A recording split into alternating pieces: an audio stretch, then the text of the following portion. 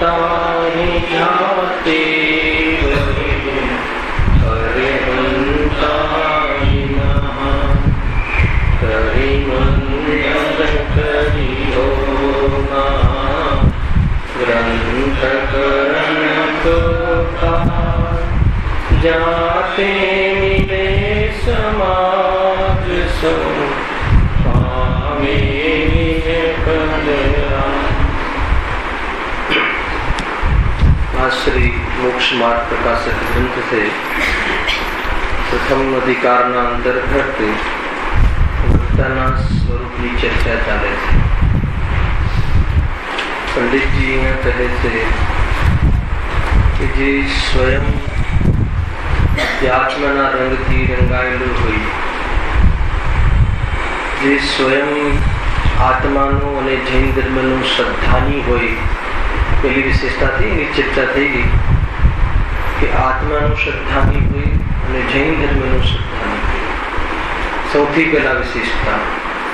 बीजी विशेषता में कहूँ कि विद्याभ्यास અને બુદ્ધિના પ્રયોગની વિશેષતા જેને પ્રગટ થઈ હોય। બીજી વિશેષતા એ કહી એની પણ ચર્ચા આપણે કરી। વિદ્યાભ્યાસ પરંતુ જ્ઞાનાભ્યાસના ઉદ્દેશથી है ना, कया अधिकार सातमा अधिकारना आधारे सम्यक ज्ञाननो अन्यथा स्वरूपना आधारे आपणे एनी विशेषता चर्चा करी कि विद्याभ्यास ए तो शास्त्राभ्यास है, परंतु शास्त्राभ्यास में जो उद्देश्य है ज्ञानाभ्यास, ज्ञान में ज्ञायक बुद्धि रहेवो ये मुख्य है। शास्त्राभ्यास मात्र से ज्ञानाभ्यास से शास्त्र अभ्यास पूर्वक गायक नो अभ्यास है ये ज्ञानाभ्यास है। ये सुंदर चर्चा आपणे त्यां करी हती।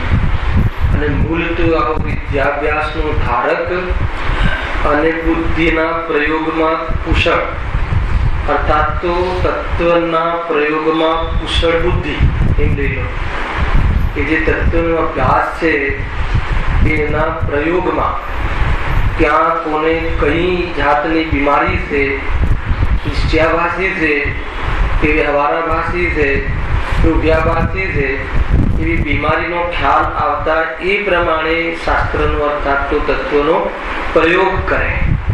है कोईने स्वच्छंदता होय, कोईने शिथिलता होय, अर्थात तो अनेक प्रकारनी भ्रमणाओ थवानुं संभव से तो शास्त्राभ्यास द्वारा ज्ञानाभ्यास पूर्वक एना प्रयोगनु तत्वना वाचननो प्रयोग कई रीते करवू एमां कुशलता धरावतो होय। ए बे विशेषताओनी चर्चा आपणे विशेष व्याख्यान द्वारा थी।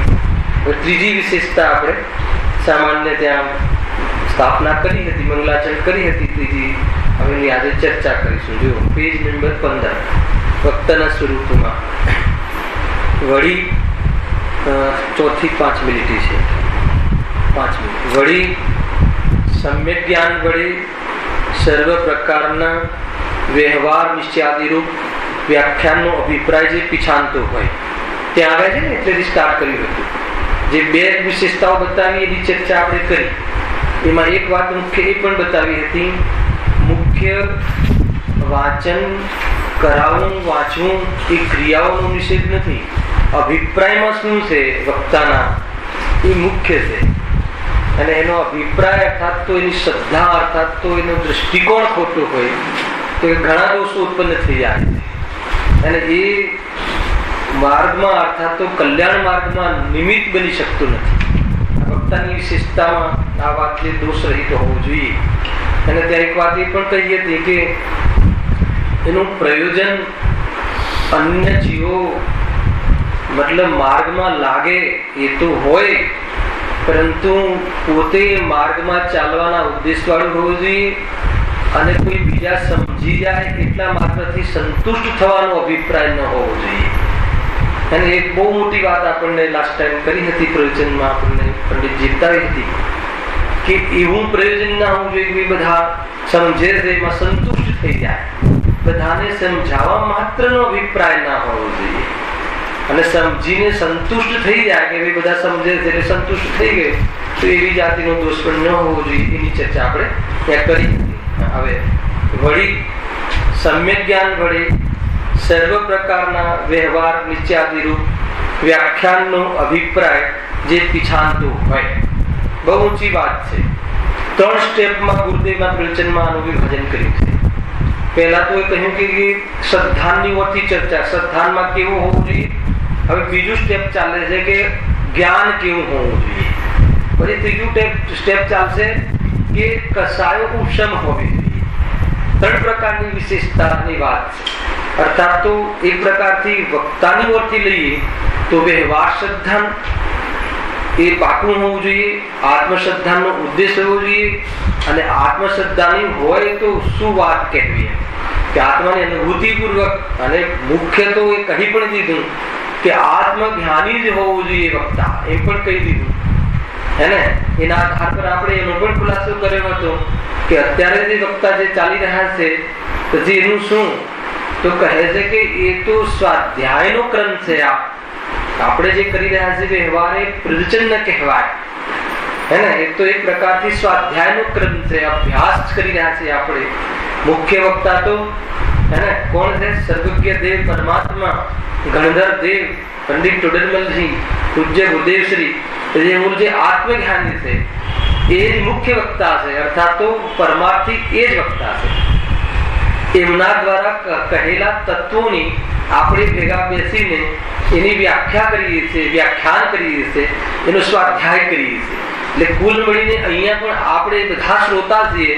અને જીનવાણી માતા અર્થાત જેમના જ્ઞાની દ્વારા કહેવાવી છે આ વાત, લખાઈ છે જેના નિમિત્તથી, એ કોણ છે? વક્તા. એની પણ આપણે ચર્ચા કરી હતી. છતાં કોઈ એવું જે વ્યવહાર રૂપ જે અહીંયા વક્તાનું સ્વરૂપ કહ્યું છે, જે સ્વાધ્યાય કરાવવા રૂપ બી જેનો વિકલ્પ છે, એનું જીવન પણ વ્યવહાર શ્રદ્ધામાં ખોટ ના હોવી જોઈએ. બીજું સ્ટેપ ચાલે છે કે એના જ્ઞાનમાં દોષ ના હોવો જોઈએ. વિદ્યાભ્યાસ અને બુદ્ધિના પ્રયોગમાં કુશળ હોવો જોઈએ. આ જ્ઞાનમાં ચાલે છે. અને બીજું સ્ટેપ જ્ઞાનમાં શું કહ્યું ફરીથી કે સમ્યક જ્ઞાનના આધારે જો સમ્યક જ્ઞાન વડે સર્વ પ્રકારના વ્યવહાર નિશ્ચયાદિરૂપ વ્યાખ્યાનનો અભિપ્રાય તે પીછાંતો હોવો જોઈએ. મુખ્ય વાત છે આ ગુણ શ્રોતામાં પણ લાગુ પડે છે અને આ ગુણ વક્તામાં પણ લાગુ પડે છે. ઘણા એવા ગુણ કે એવી વિશેષતાઓ છે કે શ્રોતા અને વક્તામાં કોમન છે. જો શ્રદ્ધાની હોવો જોઈએ તો સાંભળવા વાળો પણ શ્રદ્ધાની હોવો જોઈએ, ખાલી બોલવા વાળો શ્રદ્ધાની હોવું જોઈએ. મૂળ વાત એ છે ને. બીજું કે નિશ્ચય વ્યવહારના પ્રયોજનનો બોધ હોવો જોઈએ કે આ નિશ્ચય પ્રધાન કથન છે, આ નિશ્ચયની મુખ્યતાથી કથન છે, આ વ્યવહારની મુખ્યતાથી કથન છે. અને એ પ્રમાણે એનો બોધ હોવો જોઈએ. કેવી રીતે હોવું જોઈએ કે માની લો કે વ્યવહાર નહીં છે અને થોડો પ્રયોગ કરીએ. અને ગયા પીરિયડમાં એક પ્રયોગ કર્યો હતો તો એ બધાને એમ લાગ્યું કે નહીં આ પ્રયોગથી જ આપણને જીનવાણી સમજવી જોઈએ. એટલે જીનવાણીમાં વ્યવહારની મુખ્યતાથી પણ કથન ઘણા છે, અર્થાત નિમિત્તની મુખ્યતાથી કથન ઘણા છે, ઉપાદાનની મુખ્યતાથી બી કથન ઘણા આવે છે. કોઈ વક્તા નિમિત્તની મુખ્યતાથી પ્રવચન કરે, પૂરું પ્રવચન, અને કોઈ વક્તા બની શકે કે ઉપાદાનની મુખ્યતાથી પ્રવચન કરે તો કહેવા પાછળનો ભાવ આખિરકાર બંને નહીંની મુખ્યતાથી કથન કરવામાં આવે. અર્થાત જે કોઈ નહીંથી કથનથી કરવામાં આવે એ બધાનો આશ્રય પ્રયોજન તો દ્રવ્ય દૃષ્ટિ કરાવી છે. મૂળ વાત આ ધ્યાન રાખવું. ભલે વ્યવહારની મુખ્યતાથી કથન કરે, વ્યવહારના મુખ્યતાથી કથનમાં શું છે કે માની લો કે એમ કથન આવે અર્થાત તો બે ભિન્ન વસ્તુઓને અભેદ કરીને કથન કરે, નિરૂપણ કરે. અર્થાત તો બે ભિન્ન વસ્તુને અભેદ કરીને જ્ઞાન પ્રવૃત્તિ કરે અને એક અખંડ વસ્તુમાં ભેદ કરીને કથન કરે. અર્થાત એક અખંડ વસ્તુમાં ભેદ કરીને જ્ઞાનની પ્રવૃત્તિ કરે, વિકલ્પ આશ્રિત જ્ઞાનની પ્રવૃત્તિ કરે, એ વ્યવહાર નહીં છે.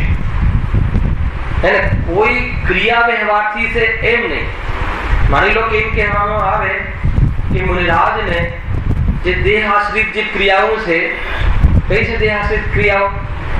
ઈર્યા સમિતિ આદિ એ ક્રિયાઓ એ ગુણસ્થાનમાં કરવી જોઈએ. હવે આવું કથન આવે અર્થાત તો ઈર્યા સમિતિ પૂર્વક અર્થાત 5 સમિતિ પૂર્વક જેનું જીવન છે, મહાવ્રત આદિના પાલનરૂપ જેનું જીવન છે એ મુનિરાજ છે. તો આમાં તમે શું નક્કી કરશો? હે ને મિથ્યાત્વને 3 ચોકડી કસાની, અભાવવાળા, વિતરાગતાવાળા અભાવપૂર્વક વિતરાગતા વાળા મુનિરાજ છે, અર્થાત તો આત્માની એકાગ્રતા લક્ષણ છે એ મુનિરાજ છે, કે પછી આ મહાવ્રત આદિની ક્રિયાઓ કરે અને પાંચ સમિતિ પૂર્વક જેનું જીવન હોય એ મુનિરાજ છે? શું નક્કી કરશો? બંને કથન જીનવાણીના છે. હવે કયા નયનું કથન છે એ ખ્યાલ આવવું જોઈએ, અને પ્રયોજન દ્રવ્ય દૃષ્ટિ કરાવવું છે, વિતરાગતા બતાવી છે. બે વસ્તુ મુખ્ય છે. સમજો બહુ શાંતિથી. આપણે આ વિષય બહુ વિસ્તાર પણ અતિ વિસ્તાર પણ નથી કર્યો. ઘણા ભાઈઓનું કહેવું હતું કે આને ચલાવો, પણ એટલો વિસ્તાર પણ નથી કર્યો, અને એટલું સંક્ષિપ્ત બી નથી કરવું કે જીનવાણીના બોધ આપણને સમજવામાં તકલીફ પડે. સમજમાં આવ્યું ને? આપણે એક ઉદાહરણ લીધું. શું ઉદાહરણ લીધું? કે મુનિરાજ કેવા હોય છે અનિલભાઈ? 28 મૂળગુણનું પાલન કરવા વાળા હોય છે, મહાવ્રત આદિનું પાલન કરવા વાળા હોય છે, હે ને? પછી કેટલા અંતરાય? 32 ને? 32 અંતરાય અને પેલું છે ને 46 દોષ, એને 32 અંતરાય 46 દોષ રહિત નવધા ભક્તિ પૂર્વક એને આહાર લેવાની પ્રક્રિયા કરે એ મુનિરાજ છે. અર્થાત એવી ક્રિયાઓ મુનિરાજને હોય છે. આ કથન આવે તો તમે એક બાજુ કહો કે તો જડની ક્રિયા છે ને, તો રાગ છે ને, એનાથી કોઈ મોક્ષ થતો નથી, અને એ જે આચાર્ય કહે છે કે મુનિરાજને આવી ક્રિયાઓ હોય છે, તો એ વ્યવહાર કથન છે. આપણે શું લેવાનું? વ્યવહાર કથનમાં શું બતાવે? કે વિતરાગતાની દ્રષ્ટિ કરાવે, દોષોનું જ્ઞાન કરાવે, અને વ્યવહારની કેવી પદ્ધતિ છે કે બે ભિન્ન વસ્તુઓને અભેદ કરીને કથન કરવાની પદ્ધતિ છે વ્યવહારની. અને એનું શું પ્રયોજન છે કે એ બે ભિન્ન જે વસ્તુ છે એને અભેદ કરીને કથન કરવા પાછળનો આશય એ છે કે અત્યારે એવો ધારણ કરેલો એની પાસે ધર્મ છે, છતાં પણ આટલો રાગ બાકી છે, એને દૃષ્ટિમાં લેવા લાયક નથી, અને એનો અભાવ કરવા લાયક છે, અને એ જ વાસ્તવમાં એનું પ્રયોજન છે. કેટલા બધા આમાં સિમ્પટમ્સ છે. થોડું થોડું લઈશું આપણે એને. જો વ્યવહારને શું કરે, અહીંયા વ્યવહારને કઈ રીતે લાગુ પડ્યો? રાકેશ્વર કઈ રીતે લાગુ પડ્યો? દેહની ક્રિયા અને આત્મા બંનેને અભેદ કરીને કહ્યું ને. બંનેને અભેદ કરીને મુનિ ધર્મ કહ્યું.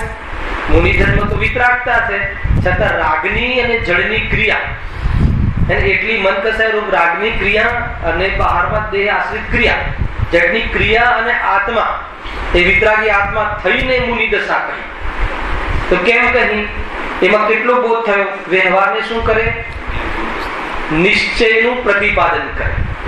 જે વ્યવહાર નહીં અર્થાત તો જે કથન નિશ્ચયનો બોધ કરાવે એ જ વ્યવહાર નહીં કહેવાય છે. નિશ્ચયનો બોધ ન કરાવે તો એ વ્યવહાર નહીંનું કથન. બરાબર છે? એ મૂળ વાત છે. તો મુનિરાજની જે આ ક્રિયા છે, આ જે ક્રિયા છે અણુ મહાવ્રત પાડવાની ક્રિયા છે, એ ક્રિયા વ્યવહાર છે કે નિશ્ચય છે? હે? બહુ સરસ, બહુ સરસ.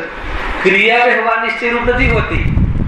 એને ક્રિયા તો વાસ્તવમાં એ ક્રિયા છે જ ત્યાં, પરંતુ એ ક્રિયાને આત્માની કહેવી, ભિન્ન વસ્તુને બીજી વસ્તુમાં ભેળવીને કથન કરવું, એનું નામ, એ કથન કરવાની પદ્ધતિનું નામ વ્યવહાર છે. એ ક્રિયાનું નામ વ્યવહાર નથી. વસ્તુમાં કોઈ ક્રિયા વ્યવહાર અને કોઈ ક્રિયા નિશ્ચય એમ નથી. જે વસ્તુ જેની છે એની કહેવી એનું નામ નિશ્ચય છે, અને જે વસ્તુ એની નથી પણ એના પર આરોપ આપીને એની કહેવી, બીજાની કહેવી, એનું નામ વ્યવહાર છે. ધ્યાનમાં આવે ને? કોઈ વસ્તુની આ તો નિરૂપણ પદ્ધતિ છે, આ તો જાણવાની પદ્ધતિ છે. વસ્તુનું સ્વરૂપ સ્પષ્ટ કરવાની જ્ઞાનની પ્રવૃત્તિને વિકલ્પ આશ્રિત, જીનવાણી પૂર્વક વિકલ્પ આશ્રિત વસ્તુ સ્પષ્ટ કરવાની જ્ઞાનની પ્રવૃત્તિને નિશ્ચયની વ્યવહારની રૂપ પદ્ધતિ કહેવામાં આવે છે. ધ્યાનમાં આવે છે કે નહીં? જીનવાણી પૂર્વક, માથે જીનવાણી, તમારી બુદ્ધિ પ્રમાણે કોઈ પ્રવૃત્તિ નથી કરવાની કે મારે મારા મત પ્રમાણે, મારા અભિપ્રાય પ્રમાણે તો આ છે, એમ નહીં. જીનવાણી પૂર્વક વિકલ્પ આશ્રિત, આ કોઈ અનુભૂતિની વાત નથી. વિકલ્પ આશ્રિત જ્ઞાનની પ્રવૃત્તિ, એને વસ્તુ સ્વરૂપ સ્પષ્ટ કરવાનો ઉદ્દેશ પંડિતાઈ કરવા માટે નહીં, એને પુણ્ય કમાવા માટે નહીં. એક એક કથનમાં એટલી બધી વાતો નીકળે છે, હે ને? કોઈને સમજાઈ દેવાની આગ્રહપૂર્વક નહીં, પણ મૂળ શું છે? વસ્તુ સ્વરૂપ સ્પષ્ટ કરવાના ઉદ્દેશથી એવી જે જ્ઞાનની પ્રવૃત્તિ છે એને નિશ્ચય વ્યવહાર પદ્ધતિ કહેવામાં આવે છે, અર્થાત તો નય પદ્ધતિ કહેવામાં આવે છે. નયનો અર્થ થાય જ્ઞાન. નય એટલે જ્ઞાન, જ્ઞાનની પ્રવૃત્તિ. પણ કેવી પ્રવૃત્તિ? વિકલ્પાશ્રિત. અત્યારે નિશ્ચય નથી, આમ વ્યવહાર નથી, આમ વિકલ્પાશ્રિત પ્રવૃત્તિ છે. પણ વિકલ્પાશ્રિત પણ કેવી? જીતવાણી પૂર્વક, ભગવાને બતાવેલા કહેલા ન્યાય પૂર્વક આવી પ્રવૃત્તિ હોવી જોઈએ. એને નય કહે છે. અને એના દ્વારા કથન પદ્ધતિને પણ શું કહેવામાં આવે છે? નય કહેવામાં આવે છે. કથનને પણ નય કહેવામાં આવે છે. નય જ્ઞાનાત્મક પણ છે, નય વચનાત્મક પણ છે. એટલે વચન જેટલી બી જીનવાની છે કેવી છે? નયાત્મક છે. કેમ કે વસ્તુનું સ્વરૂપ અનેકાંત છે. અનેકાંત સ્વરૂપને કહેવા માટે સ્યાદવાદ, અને સ્યાદ એટલે અપેક્ષા. તે પ્રમાણેની અપેક્ષાથી ધર્મની સિદ્ધિ કરવી, વસ્તુના સામર્થ્યનો ખ્યાલ આવો, વસ્તુની વિપરીતતા અને પર્યાયની વિપરીતતા અને અલ્પતાનો બોધ કરાવો. અને બધું પ્રયોજન એટલા માટે છે કે દ્રવ્યની દ્રષ્ટિ કરાવે. તો વ્યવહારનો પણ બહુ મોટો રોલ છે. વ્યવહારને પણ સમ્યક જ્ઞાનનો અંશ છે. હાલ કે નહીં? વ્યવહારને સમ્યક જ્ઞાનનો અંશ છે. નિશ્ચય વ્યવહારને કયા જ્ઞાનનો અંશ છે? સમ્યક જ્ઞાનના અંશ છે. બંને જ્ઞાનીને હોય છે, નય જ્ઞાનીને હોય છે. જ્ઞાતાના અભિપ્રાયને નહીં કહે છે. ઘણી બધી વાતો છે. હું શોર્ટકટમાં કહું છું. જેને ખ્યાલ હશે એને વિશેષ ખ્યાલ આવશે, અને જેને ખ્યાલ નહીં હોય એને ટિપ્સ મળી જશે. ખ્યાલ આવે છે ને કે વિની આ કઈ સમજવા જેવા વિષયો પણ છે. તો અહીંયા શું કહ્યું કે વ્યવહાર શું કહે છે કે જે ક્રિયાઓ હતી, બધી ક્રિયાઓ છે જડની, પણ મુનિરાજ સાથે, અર્થાત તો એ આત્માની સાથે અભેદ કરીને કથન કર્યું, તો એ વ્યવહાર નહીં થઈ ગયું. અને પ્રયોજન શું છે કે જો મુનિ પણ હોય તો એને આટલી મન કસાય હોય, એવી તીવ્ર કસાય ના હોય કે જે ગ્રહસ્થીઓનું અવ્રત રૂપ અવિરમણ રૂપ જીવન એક એમાં એ બોધ કરાવે. બીજું કે આજે અત્યારે પરિસ્થિતિ છે મુનિરાજની, એ કેવી છે? એ કેવી છે કે એ ધારણ કરેલો મતલબ ધર્મ છે, અર્થાત તો એટલો રાગને સ્વયં ધારણ કર્યો છે. અને એ બોધ કરાવીને શું કરવાનું છે કે આટલો રાગ પણ છોડવા લાયક છે એનો પુરુષાર્થ કરવા માટે એ વ્યવહાર નહીં આપણા માટે ઉપકાર કરે. જાણેલો પ્રયોજનવાન છે. આ રીતે ખ્યાલ આવે કે નહીં? આદરેલો પ્રયોજનવાન નથી. જાણેલો પ્રયોજનવાન એટલે શું? આ રીતે વિતરાગનું સ્વરૂપ જાણવું, એ રીતે જાણેલો પ્રયોજનવાન છે. અને આટલો રાગ એ ગે છે, એ રીતે જાણેલો પ્રયોજનવાન છે. આદરેલો પ્રયોજનવાન નથી એટલે શું? કે એ ક્રિયાઓને ધર્મ માની લઈને વ્યવહારો નિભાવીને ધર્મ કરું છું, એવી રીતે આદરણીય નથી. એ કેટલા લોજિક છે, કેટલા સ્ટેપ છે એમાં. ગુરુદેવે કથન કહી દીધું વ્યવહાર સગડો એ જાણેલો પ્રયોજનવાન છે. એમાં કેટલા ડીપનેસ છે, કેટલા લક્ષણ છે. જાણેલો પ્રયોજનવાન આટલા બધા અર્થ થાય છે. જાણેલો પ્રયોજનવાન એટલે શું? કે જાણવા લાયક છે. જ્ઞાનમાં એ છે કે આટલી ક્રિયાઓને આટલો રાગ થાય છે, આત્માનો સ્વભાવ નથી. એ રીતે બી જાણેલો પ્રયોજનવાન છે. આદરેલો પ્રયોજનવાન નથી એટલે કે એ છે. જો ધર્મ કહ્યું છે ને, શાસ્ત્રમાં કહ્યું છે મુનિનાથને આટલી ક્રિયાઓ હોય તો આપણે આટલી ક્રિયાઓ કરીને મુનિ થઈ જવું, તો એ રીતે આદરણીય નથી. ખ્યાલ આવે? અનેક પ્રકારે એમાં વિવક્ષાઓ છે. તો અહીં કઈ રીતે ચાલુ કર્યો વ્યવહાર? આપણે વ્યવહાર નહીં કે આજ આવા કથન આવે તો આપણે શું નિર્ણય કરવો કે મુનિ અવસ્થામાં આનાથી અનેક જુદી જાતિના પરિણામ ન હોય, અને આ જે પરિણામને આ ક્રિયાઓ આવી છે એ વ્યવહાર નયનું કથન છે, એટલે એ દ્રષ્ટિ કરવા લાયક નથી. તાત્કાલિક ધર્મ છે, જવાવાળો ધર્મ છે, દ્રષ્ટિ કરવા લાયક નથી, એનું લક્ષ કરવા લાયક નથી. વ્યવહારનું સીધું લક્ષણ આ રીતે છે. વ્યવહારને જે વિષય બતાવે એમાં પવિત્રતા એ છે કે એને લક્ષ કરવા લાયક, અર્થાત તો એને દ્રષ્ટિ કરવા લાયક નથી. તો દ્રષ્ટિ કરવા લાયક નથી એટલે શું થયું કે આ જે બધી ક્રિયાઓ છે એ ક્રિયાઓ એ વાસ્તવમાં જડની ક્રિયા છે, છતાં પણ મુનિ જીવન હોય તો આવું જ હોય, અને આટલો રાગ છોડવા લાયક છે. એ રીતે આ કયો નહીં થઈ ગયો? વ્યવહારને માં કયો ભેદ થઈ ગયો? અસદભૂત અને ઉપચરિત કે અનુપચરિત? અનુપચરિત. ઉપચરિત તો બહુ દૂરની વાત. ઉપચરિત અનુપચરિત શું ભેદ પડે છે? ઉપચરિત એટલે માની લો કે ધનને પોતાનું કહેવું, ઘરને પોતાનું કહેવું, જ્ઞાની ધર્માત્મા જે ઘરમાં રહેતો હશે એને પોતાનું મકાન કહેતો હશે કે નહીં કહેતો? શ્રદ્ધાળુ પોતાનું નહીં માનતો હોય પણ અભિપ્રાયમાં આ ઘર મારું છે, પેલું ઘર મારું નથી, એવો વિવેક હશે કે નહીં હોય? હે ને? ચારિત્રમાં બી એક અભિપ્રાય પડે છે જીતુભાઈ. ઘર અને આત્મા બે ભિન્ન છે, હે ને? એવી જાતિનું તો એને સિદ્ધાંત છે, એટલે માન્યતા રૂપ આત્માનું નથી, હે ને? એવી માન્યતા તો એનામાં છે કે આત્માનું ઘર ના હોય, પરંતુ આ ઘર મારું છે અને એ જે કમાઈને લાવે એને એ પોતાના ઘરમાં જ ખર્ચો કરતો હશે કે બાજુના ઘરમાં ખર્ચો કરતો હશે? તો શું બતાવવું છે કે જે નિકટ નથી, એને અતિ નિકટ નથી, પરંતુ એની સાથે એને કઈ સંબંધ છે, અર્થાત એનું લક્ષ્ય કરે છે, એવા ઘર આદિને પોતાનું કહે એને કયું નહીં કહેવાય છે? ઉપચરિત અસદભૂત વ્યવહાર નહીં. એટલે અસદભૂત કેમ છે કે એની સત્તામાં નથી. ઉપચાર કેમ છે કે જે જેવું શરીર અનુપચરિત છે અને જે એવું એટલું આ નજીક નથી, એટલે ઉપચાર. અને વ્યવહાર કેમ છે કે બે ભિન્ન વસ્તુઓને અભેદ કરીને કહે છે કે મારું ઘર, મારું ધન. તો કે એનાથી શું બોધ મળે છે?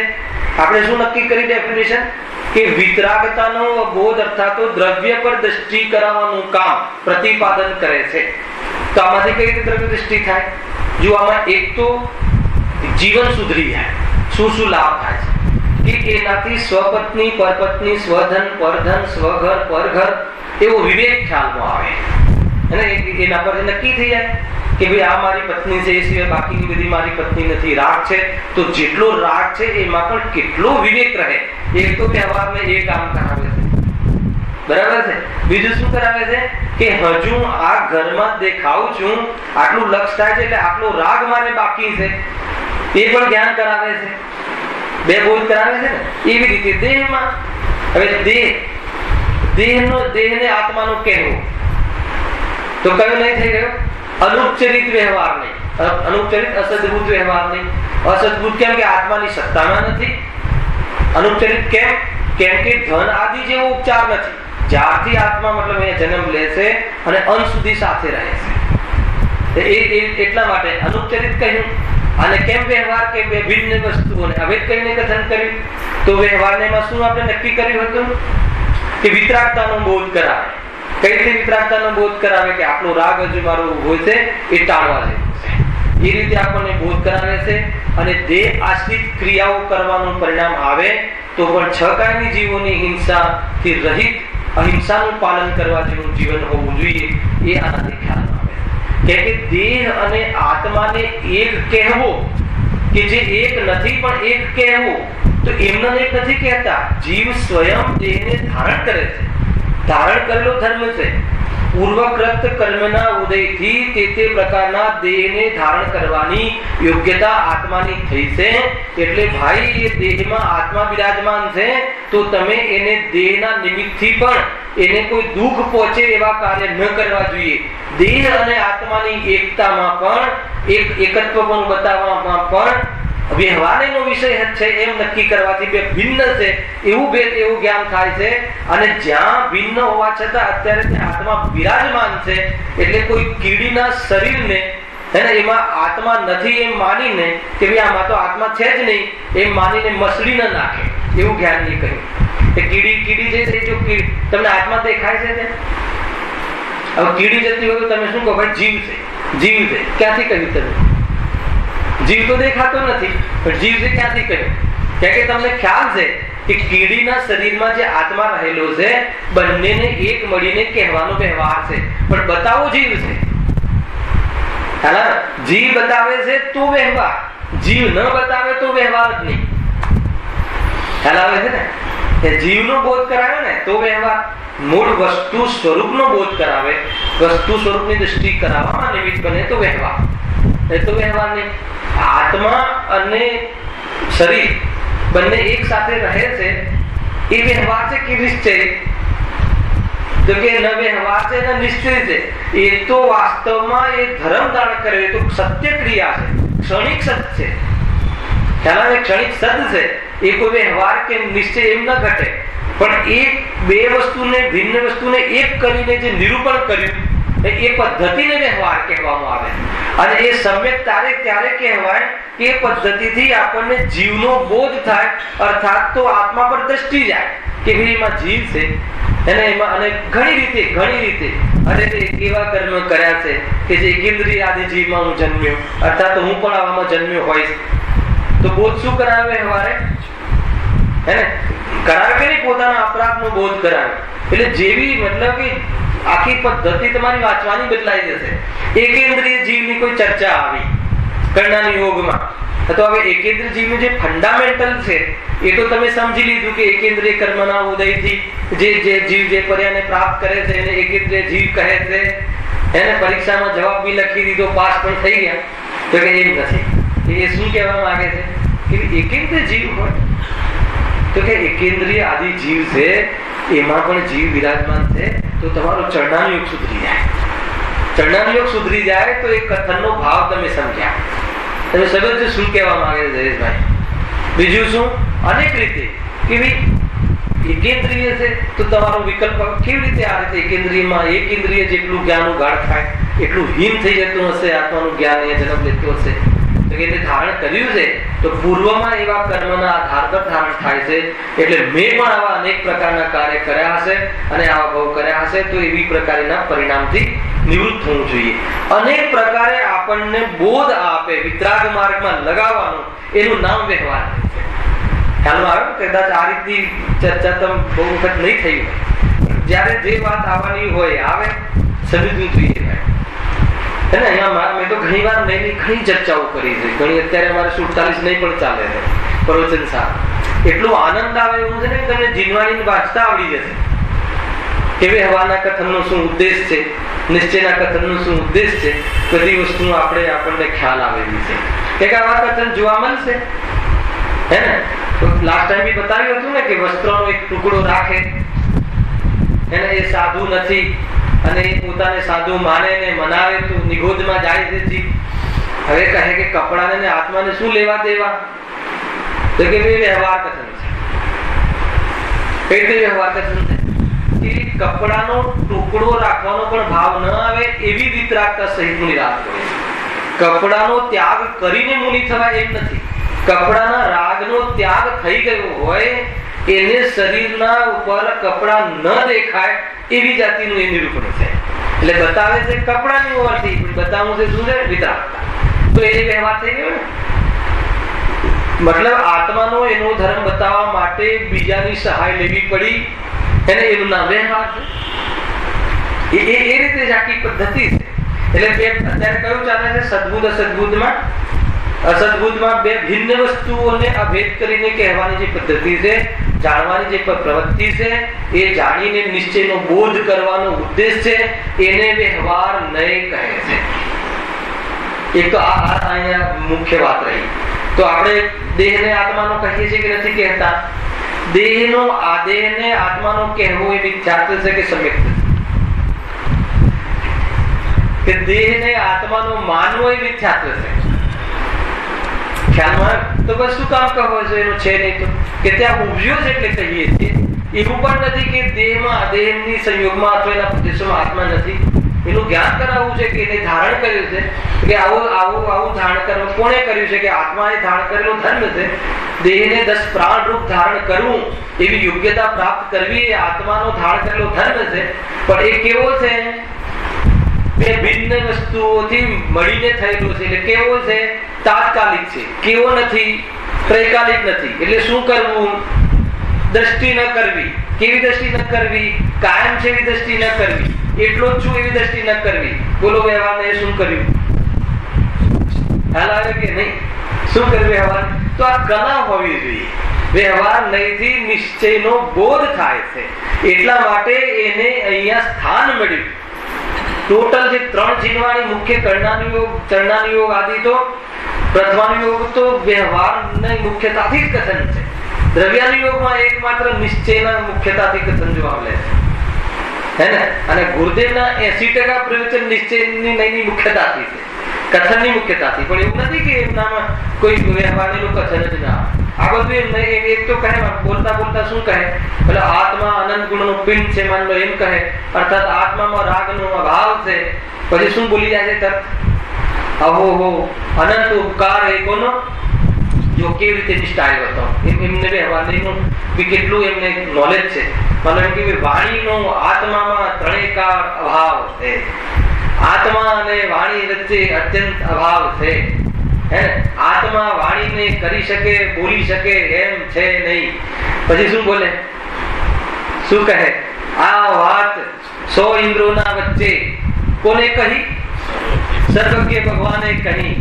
અનંત ઉપકાર એ સર્વજ્ઞ ભગવાનનો. અરે એક બાજુ કહો કે બોલી ના શકે, એક બાજુ કહો સર્વજ્ઞ ભગવાને કહી, શું નક્કી કરશો? હું તમને ખ્યાલ હોવો જોઈએ. મને ઘણી વાર વિચાર આવે જયારે હું શરૂમાં વાંચતો ને, એક બાજુ એમ કહે છે કે આત્મા વાણી ના બોલી શકે, અને એક બાજુ કહે છે કે આ વાત સર્વજ્ઞ ભગવાને કહી. તો હવે આત્મા બોલી ના શકે ને સર્વજ્ઞ ભગવાને કહી, તો એનું બેલેન્સ આવવું જોઈએ. એ વાણીનું વાચ્ય આ છે. વાણી આત્માને કહી શકાય, આત્માના ધર્મને ક્રમપૂર્વક કહી શકાય એવો ધર્મ આત્માનો છે. વાણી આત્મા વિશે શું કહી શકે છે, ક્રમસર કહી શકે છે, યુગપદ ન કહી શકે.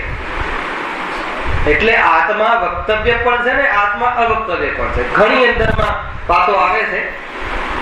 આત્મા વક્તવ્ય છે અને આત્મા અવક્તવ્ય છે. વક્તવ્ય કોનો ધર્મ છે, વાણીનો કે આત્માનો? વાણી આત્માના બારામાં સર્વ ધર્મને યુગપદ ન કહી શકે એવો આત્માનો અવક્તવ્ય ધર્મ છે. તો એ તો વાણીની કમજોરી છે કે આત્માનો ધર્મ છે? એવો આત્માનું સામર્થ્ય છે. એને કહે ને વાણી અગોચર છે, વચન અગોચર છે, વચનાતીત છે. આત્માનો અનુભવ વાણીમાં ન કહી શકાય. તો એ વાણીનો એવો ધર્મ છે. એટલે વાણી પ્રત્યે તું મોહિત ન થા. વાણીથી આત્માનુભૂતિ કરવાનો પ્રયાસ નહીં કર, કેમ કે આત્મા અનુભૂતિ ગોચર છે, અનુભવ ગોચર છે, વાણી ગોચર નથી. કે આત્માના બારામાં યુગપદ ભલે ન કહી શકાય, એને પણ ક્રમશઃ કહી શકાય એવો આત્મામાં વક્તવ્ય નામનો ધર્મ છે. એટલે ભગવાનની વાણીમાં આત્મા વાચ્ય બને છે, આત્માનો ધર્મ છે. એવા અનેક પ્રકારના નયના પ્રયોગો છે.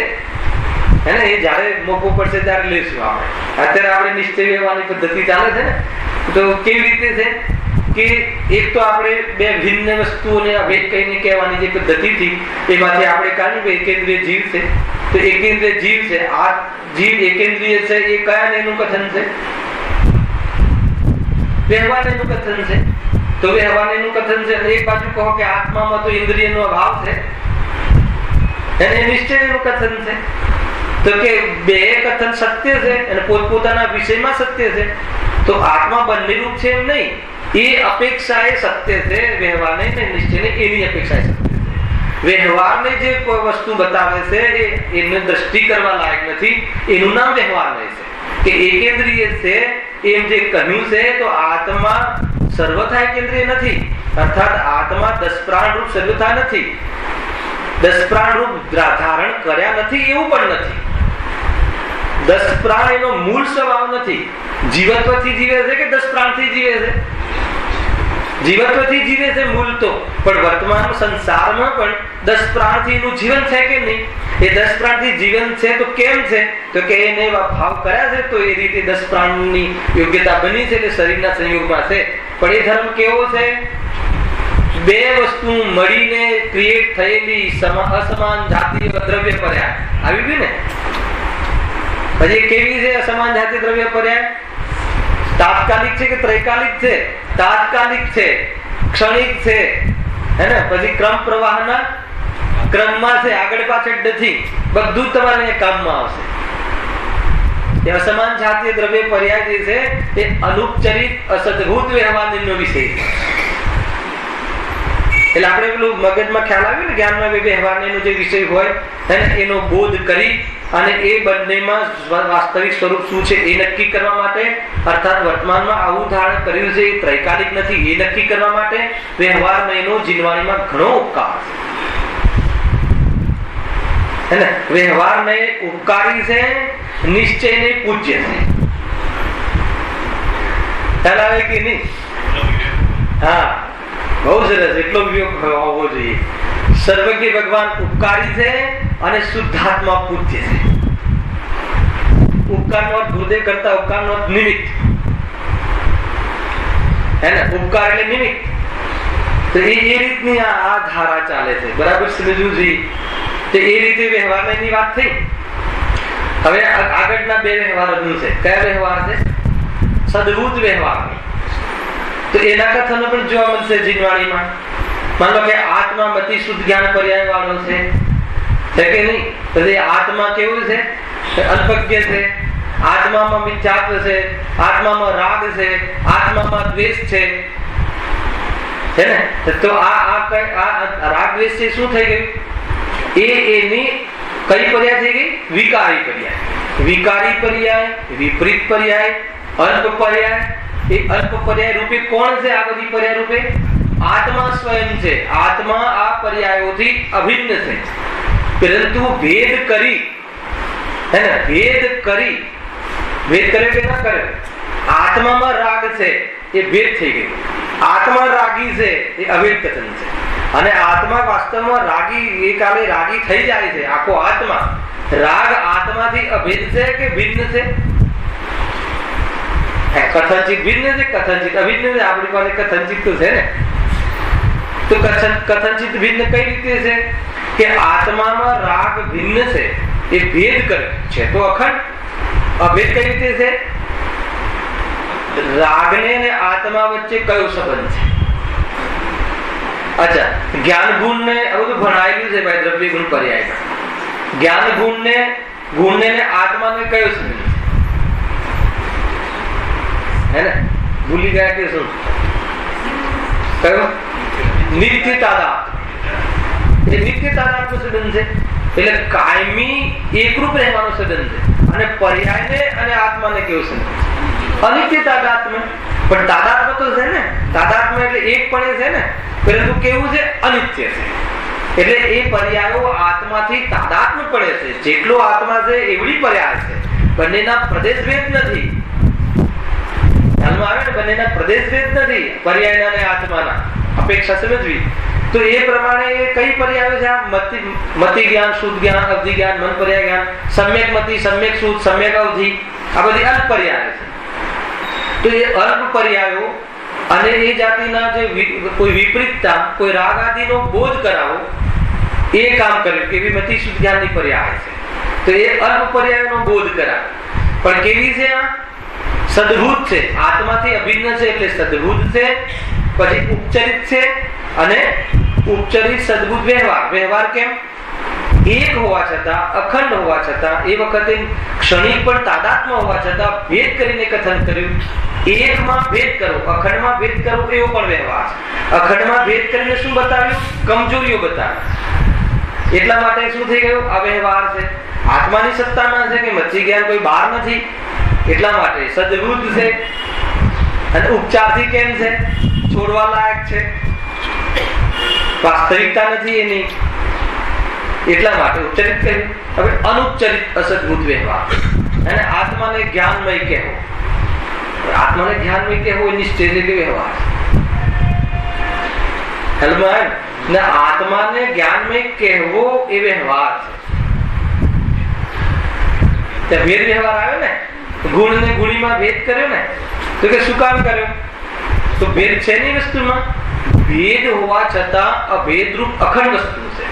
એ અખંડ વસ્તુમાં ભેદ કર્યો, પરિચય કરવા કે આત્મામાં સામર્થ્ય છે. આત્માના સામર્થ્યનો જ્યાં સુધી વિશેષતાઓ ખ્યાલ ન આવે ત્યાં સુધી આપણને આકર્ષણ ન થાય, પરિચય ન થાય. કોઈ પણ વ્યક્તિ હોય કે ફલાણા ભાઈ ત્યાં છે, તો એમાં શું આપણને કઈ એમાં આકર્ષણ આવે? પણ એ કોઈ વિશેષતા કહે, મહાબલવાન છે, મહાજ્ઞાની છે, એ બધી એની વિશેષતા છે. તો વિશેષતા થાય તો આપણને શું થાય? એ તરફ પરિચય થાય ને આકર્ષણ થાય. એ રીતે આત્માનો પરિચય કરવો હોય તો જ્ઞાનવાન છે, દર્શનવાન છે, કેવલ જ્ઞાન પ્રગટ થાય એવું સામર્થ છે. આત્મા અનંત ગુણોનો પિંડ છે. એ કયા નયનું કથન છે? આત્મા અનંત ગુણોનો પિંડ છે. કયા નયનું કથન છે? અનુપચરિત સદભૂત વ્યવહારનું કથન છે. હજર છે. આત્મા આનંદ ગુણોનો પિંડ છે. આત્મા આનંદ ગુણોનો ગોદામ છે. એને એક એ બધું કેવલ જ્ઞાન એ આત્માનું પરમાત્મ સ્વરૂપ છે. આ કથન આજે જે ભેદ કરીને કહ્યું ને, ભેદ કરીને કહેવા પાછળનો શું આશય હતો કે એ આત્માના સામર્થ્યનો પરિચય થાય. પરંતુ એ ભેદનું લક્ષ્ય કરીએ તો શું થાય? એને રાગીને રાગ વધે એટલે એ ભેદની પ્રવૃત્તિ પણ છોડવા લાયક છે. એ માટે ત્યાં એ નયનું પ્રયોજન છે. આ તમને બહુ શોર્ટકટમાં હિન્ટ આપું છું. બહુ મોટા વિસ્તાર છે આના, એટલે તમને પ્રેરણા મળે કે આ સમજવું જરૂરી છે ભાઈ. અને એ રીતે વ્યવહારને એના કથનો જ્યાં આવે ત્યાં એમ સમજવું કે આ રીતે એનું સામર્થ્ય છે. એ માટે કહ્યું છે અદ્યવી આત્મા તો શાંત ચિત્તે એકરૂપ થઈને અનુભવવા જેવું છે. નિશ્ચયમાં પણ એવું છે. હવે આત્મામાં રાગ છે. આપણે કયા નયની વાત કરી? ઉપચરિત સદરૂપ વ્યવહાર. હવે આત્મા રાગી છે. જો આત્મામાં રાગ છે એનાથી કમજોરીનો બોધ છે. આત્મા રાગી છે એમાંથી નિમિત્ત પરથી દ્રષ્ટિ હતી. સમજો, બહુ મોટી વાત છે. આ કોઈને પકડમાં આવે તો આત્મામાં રાગ છે, દ્વેષ છે, આદિ વિકાર બતાવે તો આત્માની કમજોરીનો બોધ કરે. પછી એનો ભેદ ન કરે. આત્મા રાગ રૂપ પંડમન કરે છે. આત્મા દ્વેષ રૂપ સ્વયં પોતાના અપરાધથી પંડમન કરે છે. એને એ અશુદ્ધ નિશ્ચય એનું કથન છે.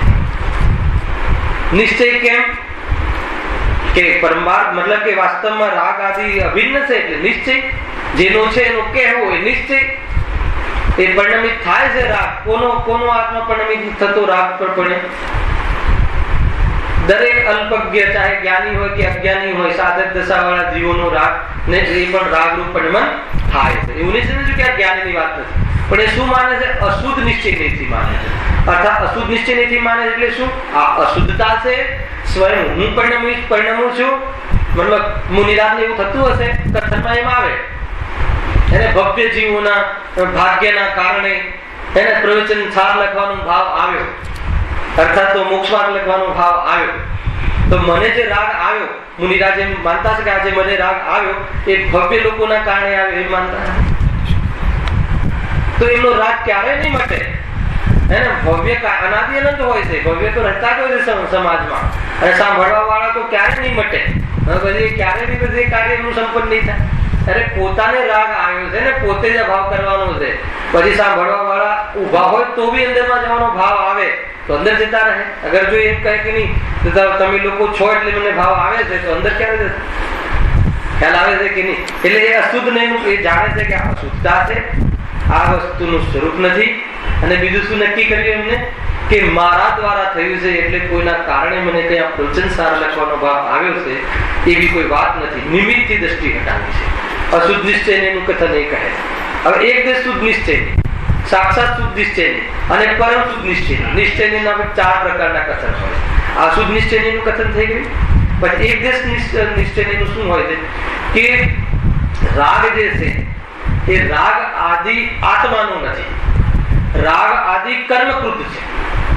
રાગ જીવજનિત છે એ અશુદ્ધ નિશ્ચયનું કથન, અને રાગ કર્મજનિત છે એક દેશ શુદ્ધ નિશ્ચયનું કથન.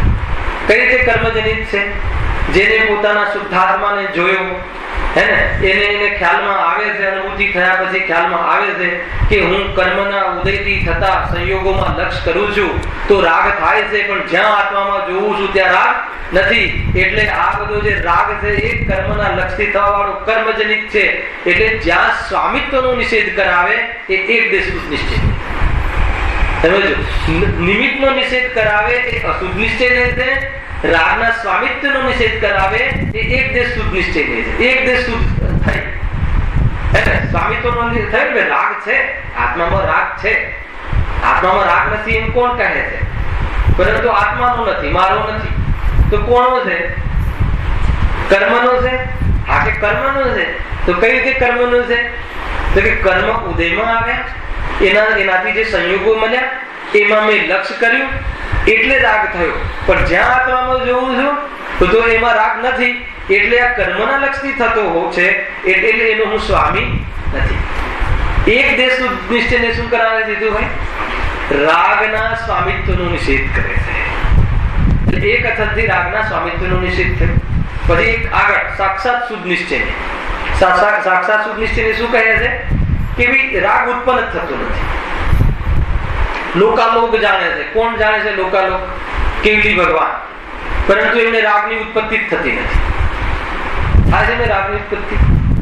તો જેને પરિણામમાં નિષેધ કર્યો એ સાક્ષાત શુદ્ધ નિશ્ચયનું કથન છે કે એમને રાગ ઉત્પન્ન થતો નથી. જેને રાગ ઉત્પન્ન થતો નથી એ પરિણામમાં થતો નથી, એ કયું કથન છે? સાક્ષાત શુદ્ધ નિશ્ચયનું કથન છે. અને કહે કે ભાઈ રાગ વસ્તુમાં છે જ નહીં, રાગનો સ્વભાવમાં નિષેધ કરે એ પરમ શુદ્ધ નિશ્ચયનું કથન છે. બતાવો જો તમે હાથની બુક છે તમારી પાસે? જયેશભાઈ છે તમારી પાસે? એમાંથી કથન, એક એક કથનમાં તમને બતાવું. આજે જે બોલ ચાલ્યો ને એમાંથી જ જોઈએ. લાસ્ટ ટાઈમ બી એક બોલની ચર્ચા કરી હતી.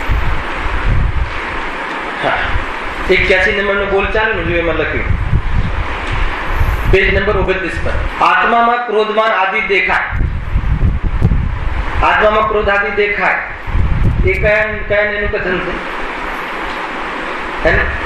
ઉપચરિત સદભૂત વ્યવહાર. આત્મામાં ક્રોધાત ભેદ કરીને કહ્યું ને આત્મામાં દેખાય. પછી ત્યાં એ પદાર્થ લખ્યું હોય કે આત્માનું લક્ષ છૂટતા આત્મા ક્રોધરૂપ પ્રણમન કરે છે. તો અશુદ્ધ નિશ્ચય એનું કથન થયું. ખ્યાલ આવે કે ના? કેમ કે આ સ્વયં મેં આત્માનું લક્ષ છોડ્યું છે એટલે થયું છે. છતાં કે આત્મામાં ક્રોધ માન આદિ દેખાય. આગળ શું લખ્યું? તો પણ ખરેખર આત્મદ્રવ્ય તેનાથી ભિન્ન છે. આ કયા એનું કથન થયું? આત્મામાં ક્રોધ આદિ દેખાય એ સદભૂત વ્યવહાર નહીં થઈ ગયો. અને કદાચ એમ અહીંયા કથન કર્યું હોત બેનશ્રીએ કે આત્મા ક્રોધરૂપ પરિણમન કરે છે.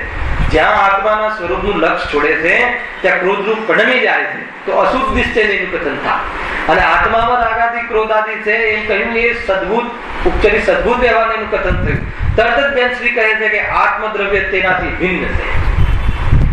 તેનાથી ભિન્ન છે કયું થયું? એક દેશ શુદ્ધ નિશ્ચય છે ખરા, પણ મારા નથી, સ્વામિત્વ નથી. કેમ મારા નથી? કે મારામાં જોઉં છું તો દેખાતા નથી ને બહાર જોઉં તો થાય છે.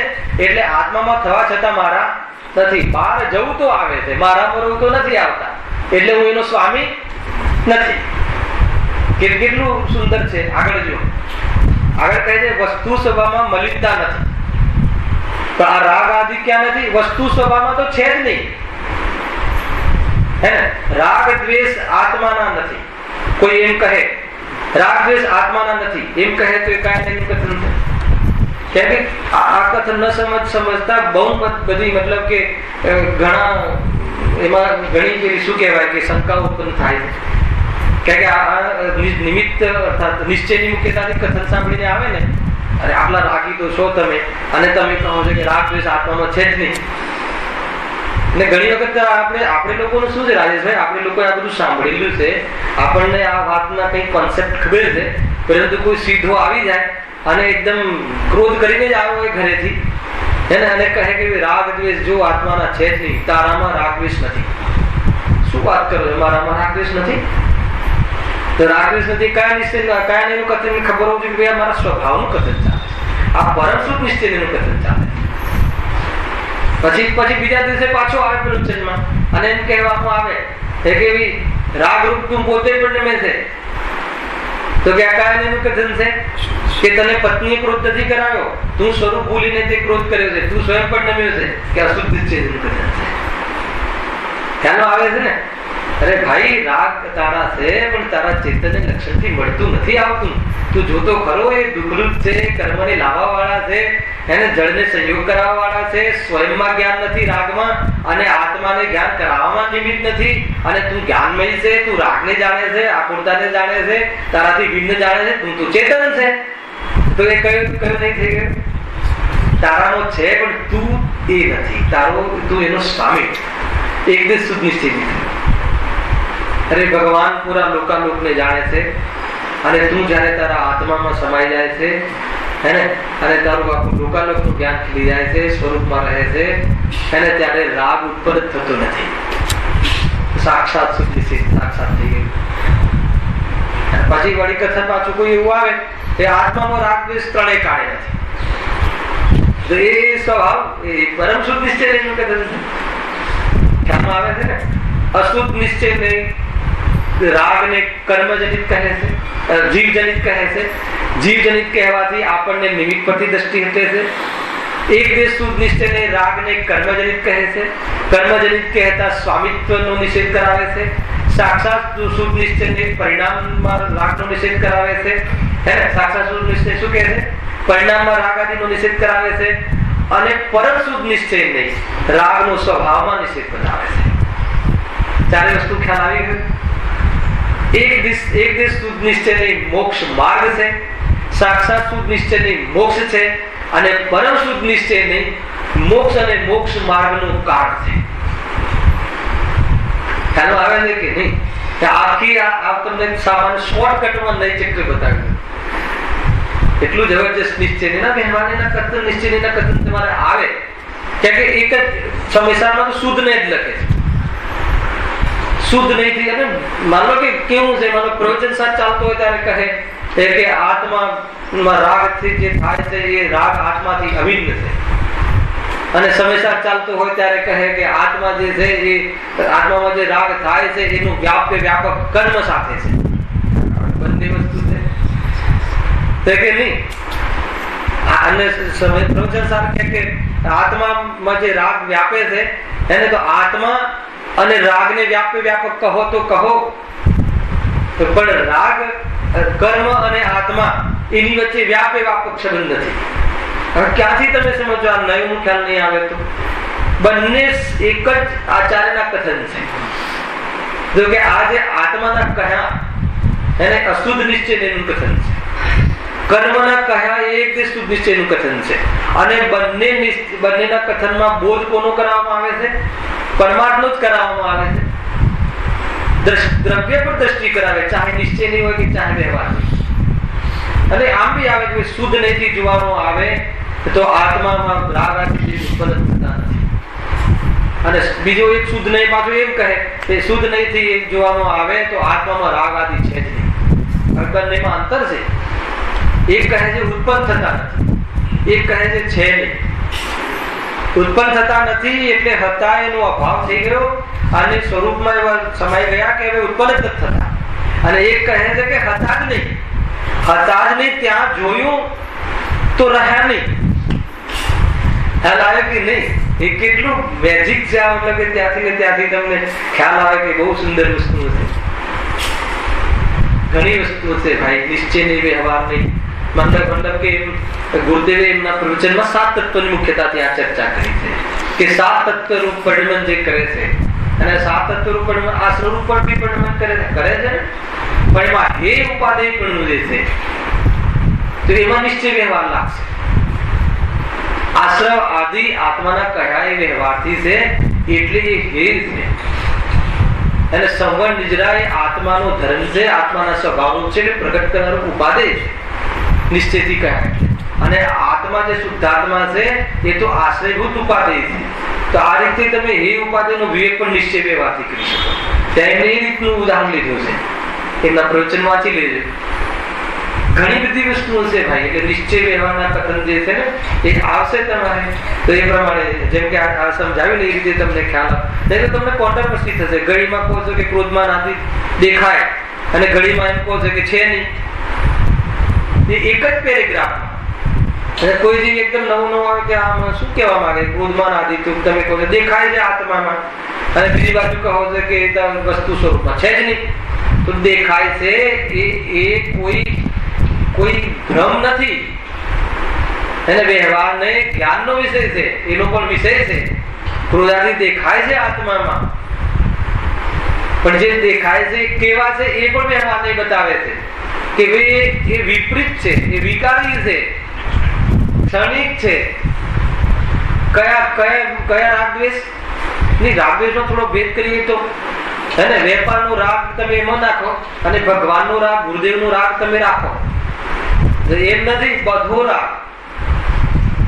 એટલે એવું થાય કે નહીં આત્માનો રાગ, આત્મા સંબંધી રાગ, ગુરુદેવનો રાગ, સર્વકે ભગવાનનો રાગ, અને એ રાગ તમે જુદો કરો અને પેલો રાગ જુદો કરો. એમ નહીં, કોઈ પણ રાગ રાખવા જેવું નથી. હે આ ધર્મનું રાગ, વિષયનું રાગ, આત્માનું રાગ, હે ને? એ જે ભલે ભેદ પડતા પણ છે રાગ, અને નથી થતો એમ નહીં. કોઈ એમ કહે ને અમને રાગ જ નથી થતો, તો એમ નહીં. રાગ થાય છે ભાઈ, રાગ નથી થતો એવું ક્યાં છે? રાગ ન થાય, જો રાગ ન થાય એને પર્યાય ન માને, અને એ મિશ્ર દશાને ન માને. અને રાગનું જ્ઞાન જ નથી થતું, જાણવો જ ના જોઈએ, તો એને જ્ઞાન સંબંધી ભૂલ છે. ખ્યાલ આવે છે કે નહીં? બધું બરાબર વ્યવસ્થિત સમજવું. રાગ આદિ પરિણામો કેટલી હદના કઈ કઈ ભૂમિકામાં થાય છે એ બતાવવાનું કામ કોણ કરે છે? વ્યવહારને કરે છે.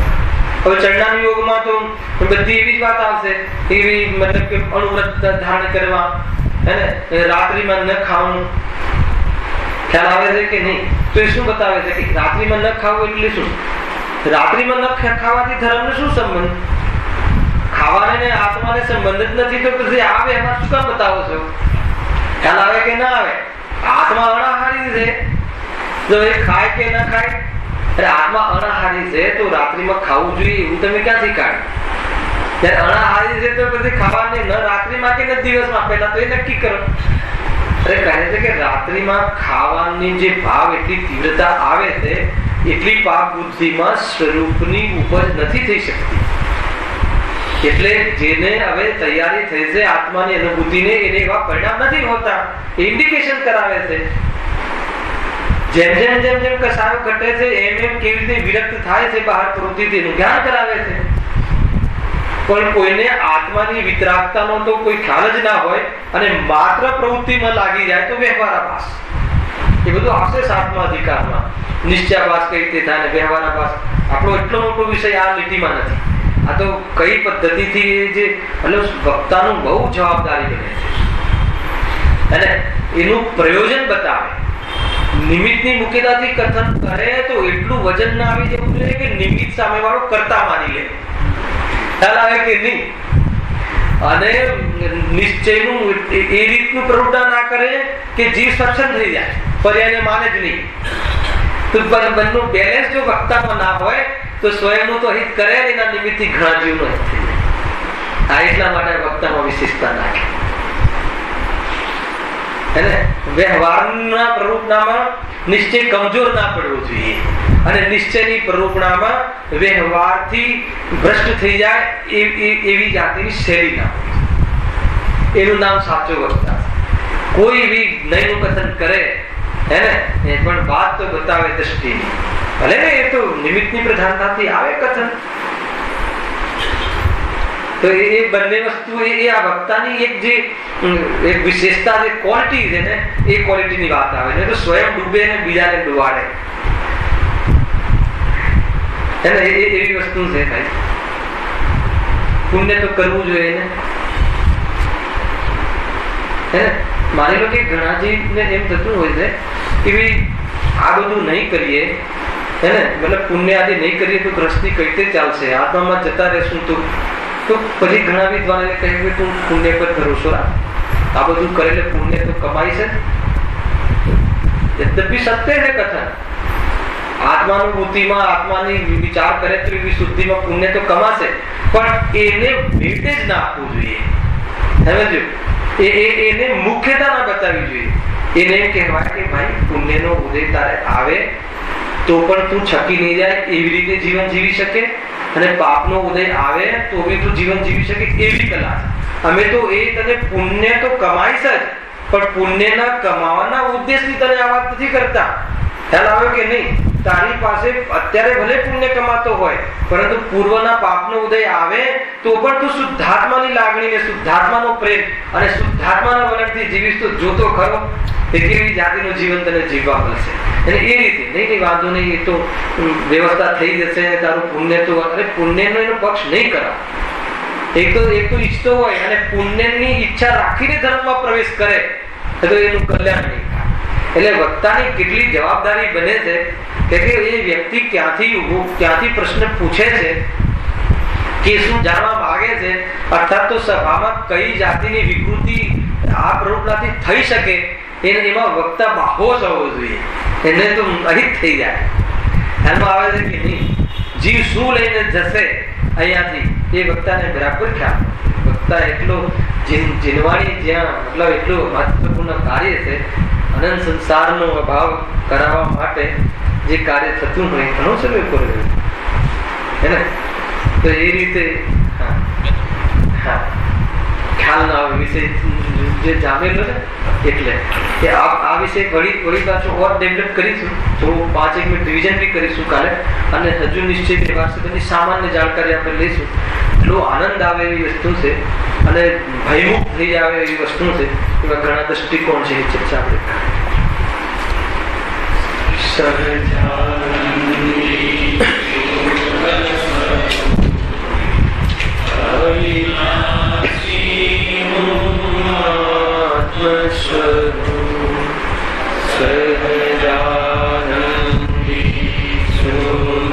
સ્વરૂપી અવિનાશી આત્મ સ્વરૂપ સહજાનંદી